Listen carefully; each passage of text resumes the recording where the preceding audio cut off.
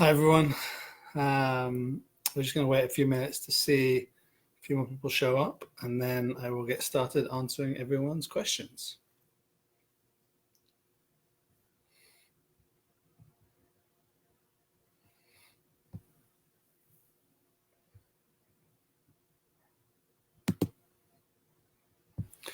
We'll just get another 30 seconds and then we'll get going. I'll start talking through everything that we've been about scholarships and rugby in China. So I'll give it another few minutes, another minute, and then we'll get going.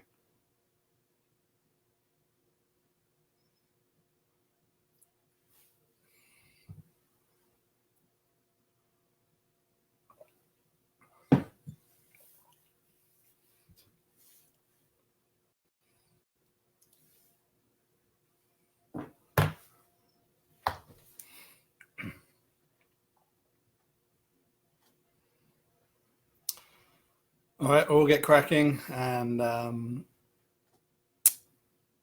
we'll just get started right. Okay, so we'll get started off by quickly running through who we are and what we're doing. So it's ChinaRugbyScholarships.com, and we're working together with ChinaUniversities.com.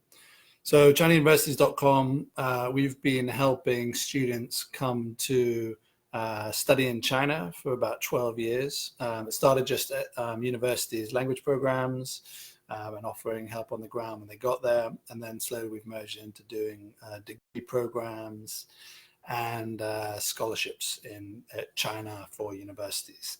On the side of that, personally, I've been playing rugby since I was a kid in Hong Kong, in London, in California, and then in Beijing.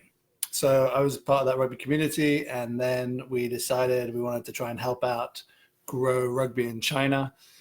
So we are partnering with the league, the China League, which is Beijing, Shanghai, and Guangzhou, about trying to get more players over and building the leagues out there. So to do that, I'm helping process scholarship applications and finding them for rugby players who want to come out to China. So that's where the crossover is. So if there's more questions about that, we can get into that later. Feel free to ask questions in the comment section. Otherwise, I'll keep going through and then I'll get to any questions at the end. So the next thing I'm going to go over is kind of why study in China. It's a big question. There's a lot going on in China. Chinese universities every year are kind of climbing the rankings, so they're getting better and better. They don't quite have the reputation as some kind of Western European universities, but they're climbing every year.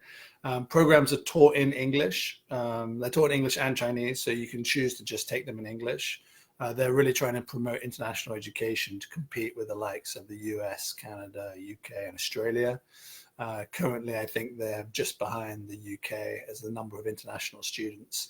So there are plenty of programs taught in English, and those are the ones we're helping you apply for. Other advantages are the living costs are very low.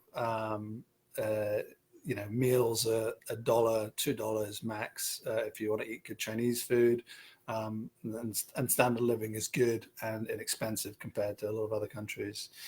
Other advantages are, having an understanding of Chinese culture. It's going to be hugely valuable these days. It'll set you apart in your CV if you're looking for jobs later. The master's degrees there are only 2 years, so you could come out of that with a master's degree, an understanding of Chinese culture, and learning a bit of Chinese on the side as well. So there's pretty good advantages to being out here. Again, it opens doors to a lot of employment opportunities down the line. It will certainly make your CV stand out with China on your resume. And again, it's inevitable, even if you do an undergrad or a master's there, you're going to pick up some Chinese. And if you're not studying it full time, you will pick up some, and that's just going to be valuable. Also got a good social life. It's really vibrant. It's a lot to do in all cities that we're working with, Beijing, Shanghai, Guangzhou. There's plenty to do. There's a lot of foreigners, a lot of Chinese, there's a lot of good food. It's a good and fun student lifestyle as well. And again, travel opportunities. You get to see all of China, get to learn a bit of Chinese. It's going to be it's a great experience, and as someone that's been through it, obviously I highly recommend it. Do you need to speak Chinese? I just mentioned you do not need to speak Chinese. The classes are taught in English. Most universities there will have optional courses to take Chinese on the side for free, so you can learn a bit of Chinese, you can study and pick up some along the way, which is great. Okay, as far as the scholarships, what are they? What's included? So we're applying for there's many different types of scholarships in China. We are applying, the main ones we're going through are the Chinese government scholarships, and they are full ride. So that is tuition, housing, and a stipend. So depending on whether it's undergrad or masters, it's anywhere between $250 to $400 a month. And on top of that, it's also the insurance, local insurance in China. So the coverage is really good. There are all sorts of courses available. It's pretty broad. People aren't sure they want to study, maybe grad. We'd strongly recommend just doing the language degree. So you do 4 years of studying Chinese. At the end of that, you'll be very employable, and you can kind of go into any sector. Other courses that are really good, international business courses are very good for both masters and undergraduate. And then within that, there's a whole range of economic, finance, engineering, medicine. If you'd like to study MBBS, which is the global medicine degree, there's plenty of those courses.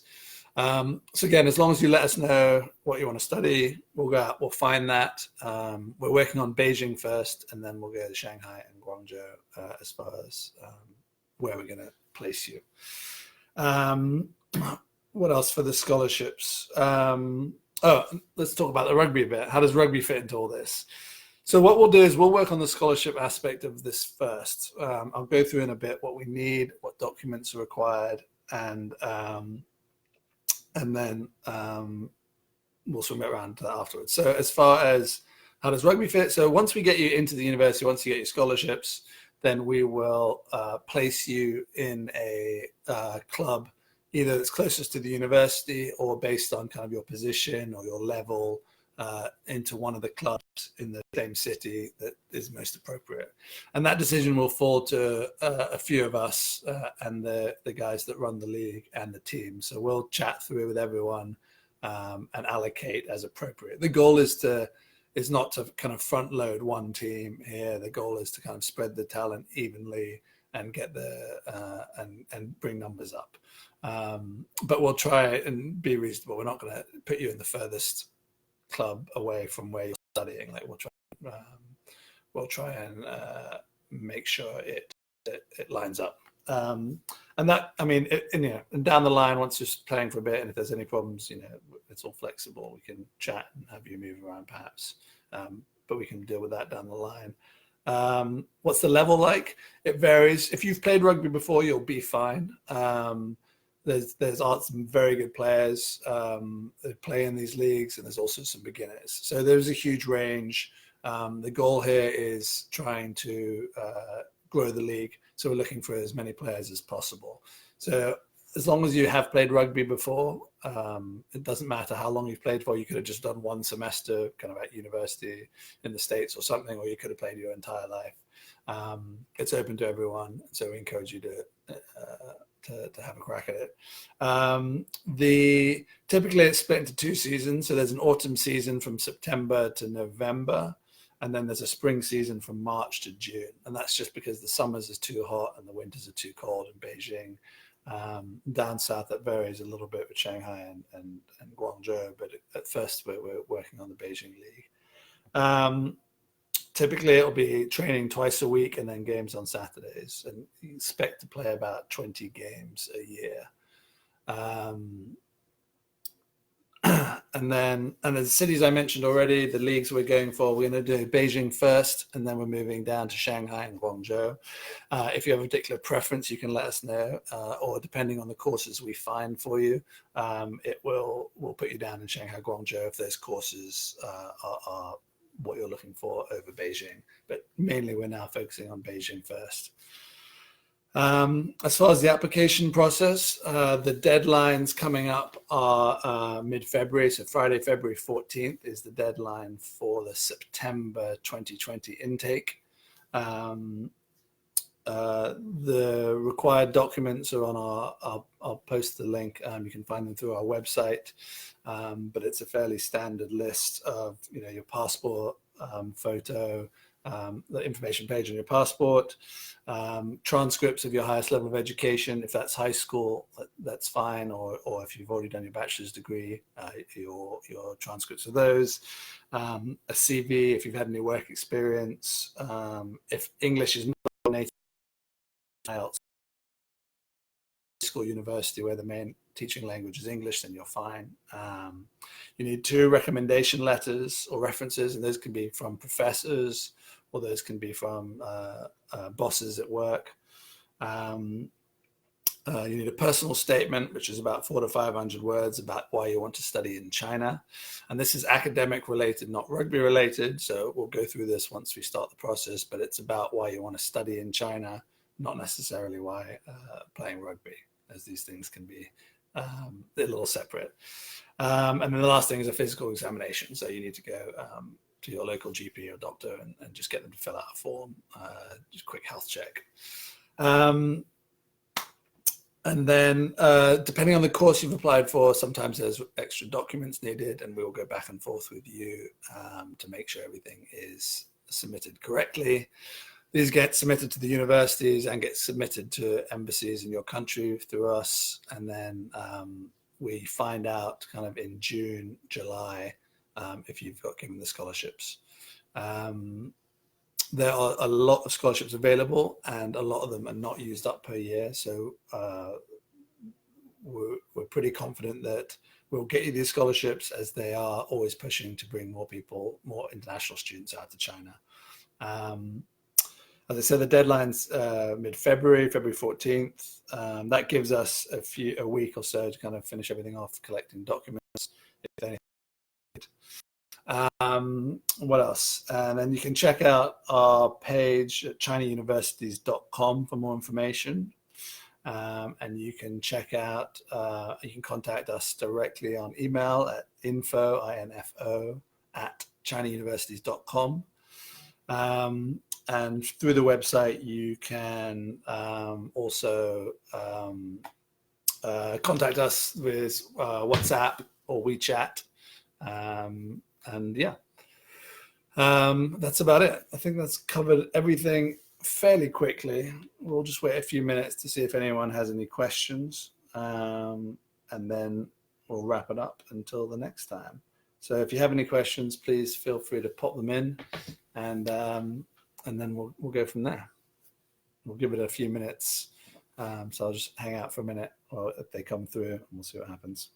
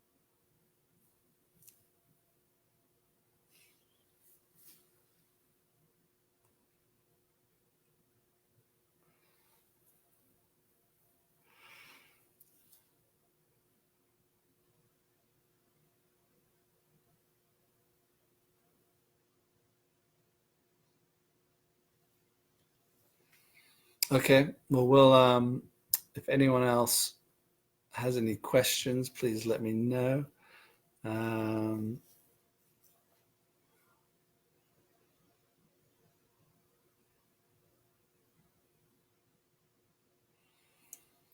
Keep an eye on our Facebook, Instagram as well. We will might have another question live session in the next few weeks before before the deadline. So yeah, keep an eye on us, like us, follow us, and then you'll get updates on the website as well. You can also subscribe at the bottom to newsletters, so you can find out what's going on as far as scholarships or different university courses we like that are popping up.